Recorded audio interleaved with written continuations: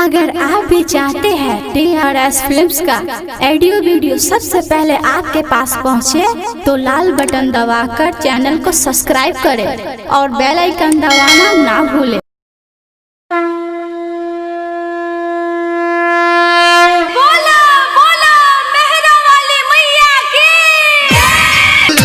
देखा आ गइल नवरात्र ये परदेसी बालम के जल्दी आबा घरे। देखा आ गइल नवरात्र ये परदेसी बालम के जल्दी आबा घरे।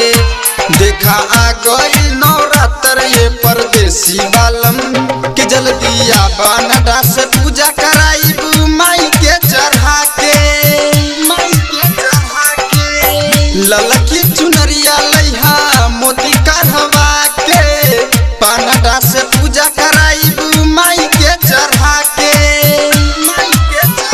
ननका रोअत कहत जाइम पापा के दौरे कि जल्दी आबा घरे। देखा आ गइल नवरात्र ये परदेसी बालम कि जल्दी आबा घरे। कि ननका रोअत कहत जाइम पापा के दौरे। पूजा के बेरी राइटर अनिस भी आ गइले पूजा करे कि जल्दी आबा घरे। देखा आ गइल नवरात्र ये परदेसी बालम कि जल्दी आबा घरे। देखा आ गइल नवरात्र ये परदेसी बालम कि जल्दी आबा।